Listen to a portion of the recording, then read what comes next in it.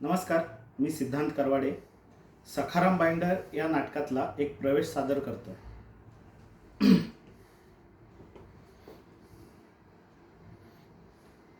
या बघून घ्या नीट घर. या घरात राहायचंय आता तुम्हाला. घर माझ्यासारखंच आहे, मग तक्रार चालणार नाही.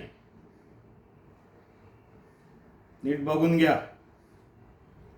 वाटत असेल तर टाका बोचकं खाली, नाही तर आल्या तशाच बाहेर चला.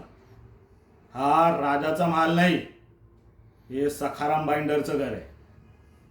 सखाराम बाइंडर तुमच्या आधीच्या मालकासारखा नाही. तो काय आहे हे वेगळंच समजून घ्यावं लागेल तुम्हाला.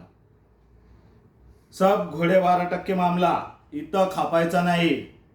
डोकं गरम आहे आपलं. भडकलो तर मारतो बेदाम.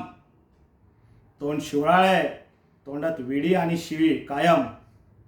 सगळं गाव म्हणतंय असं. परिस्थिती जेमतेम, पण 2 वेळा खायला नक्की मिळेल. 2 पातळ सुरुवातीला, मग वर्षाला 1, तेही भारी नव्हे. मग तक्रार चालणार नाही.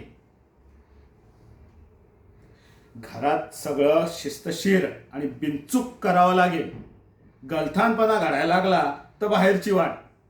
गय होणार नाही, नंतर दोष देता कामा नये. आपल्या घरात आपण राजे असतो. गावात जोड्याशी उभे नका करीना. घर कसं घरासारखं हवं आपल्याला. काय घरामागे विहीर आहे, पैखाना लांब आहे. उन्हाळ्यात विहीर आटते, पाणी नदीवर आणावं लागतं. नदी 1.25 मैलावर आहे.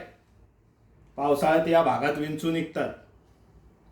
घराबाहेर कामाशिवाय गेलेलं खपत नाही आपल्याला.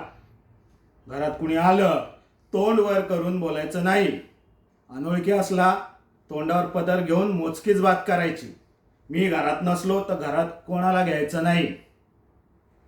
मी भंगड, गांजेकस, रंडीबाज, दरिद्री कसाही असेन, नवे आहेच. दारू पितो, पण आपल्या घरात आपली कदर राहिली पाहिजे. या घराचा मालक मी आहे. अदब राखून काम चाललं पाहिजे. काय सगळं कबूल आहे की काही म्हणणं आहे?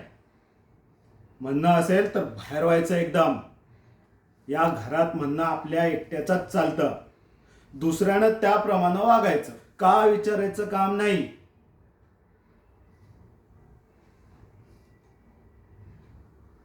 एक शेवटचं राहिलं. लग्नाच्या बायकोप्रमाणे राहावं लागेल. समजून घेणाऱ्याला यात काय ते आलं. धन्यवाद.